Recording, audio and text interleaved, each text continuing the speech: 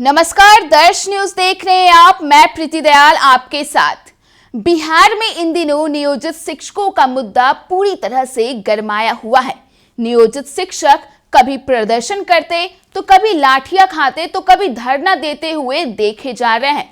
कुल मिलाकर कहा जाए तो राज्यकर्मी का दर्जा पाने के लिए सक्षमता परीक्षा में शामिल न होने की जिद पर अड़ गए हैं। शुरुआत से देखें तो नियोजित शिक्षकों ने उन्हें राज्यकर्मी का दर्जा देने के लिए सरकार से मांग की थी, जिसके बाद उनकी मांगों को देखते हुए सरकार ने राज्यकर्मी बनाने की बात मान ली, लेकिन सक्षमता परीक्षा की शर्त जोड़ दी। अब शिक्षकों को यह भी स्वीकार नहीं है, वे बिना परीक्षा के राज्यकर्मी का दर्जा हासिल करना चाहते हैं। कुछ दिन पहले ही शिक्षा मंत्री विजय चौधरी ने घोषणा की थी कि पहले से निर्धारित 3 सक्षमता परीक्षाओं की जगह अब 5 सक्षमता परीक्षाएं आयोजित की जाएंगी।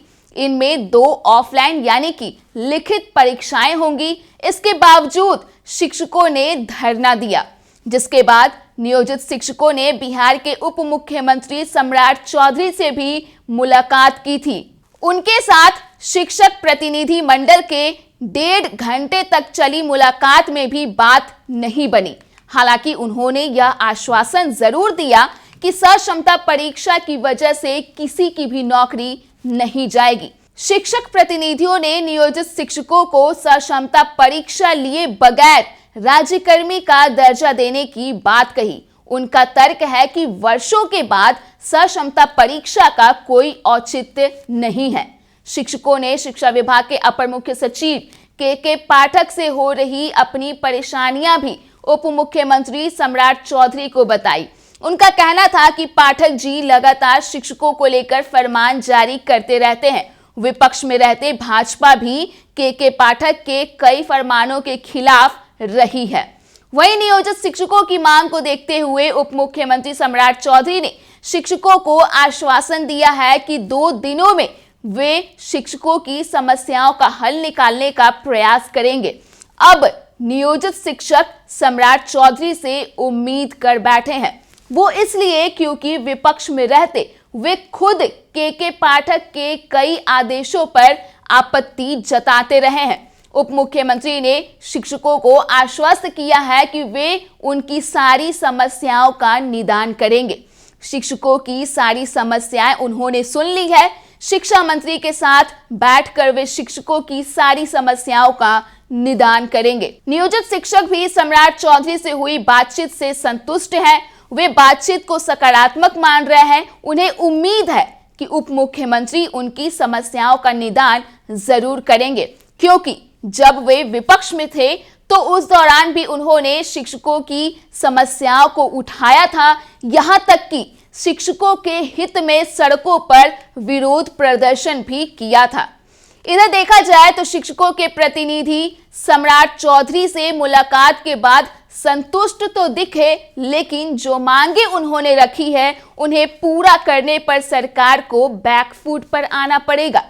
शिक्षक बिना शर्त राज्यकर्मी का दर्जा और ऐच्छिक स्थानांतरण की मांग कर रहे हैं। शिक्षकों के संगठन ने कहा है कि मांग पूरी होने तक सक्षमता परीक्षा बहिष्कार जारी रहेगा। उन्होंने अपील की है कि नियोजित शिक्षक ऑनलाइन आवेदन न करें। जो आवेदन कर चुके हैं उनसे भी शिक्षक संगठन ने आग्रह किया है कि वे सक्षमता परीक्षा में शामिल न हो। 26 फरवरी पहली ऑनलाइन परीक्षा की तिथि घोषित हो चुकी है।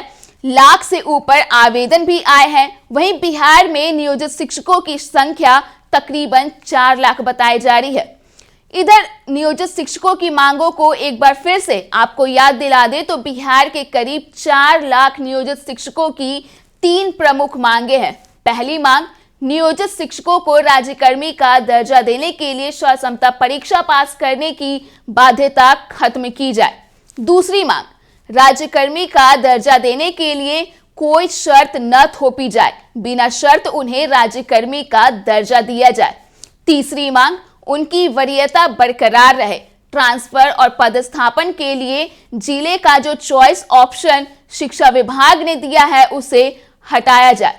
वहीं अब देखना होगा कि आने वाले दिनों में नियोजित शिक्षकों के लिए सरकार क्या कुछ फैसला लेती है। तो फिलहाल के लिए इस खबर में इतना ही। अगर आपने अभी तक हमारे YouTube चैनल को सब्सक्राइब नहीं किया है तो इसे जल्द सब्सक्राइब कर दे। इसके साथ ही अगर ये वीडियो फेसबुक के माध्यम से देख रहे तो पेज को लाइक करना ना भूले।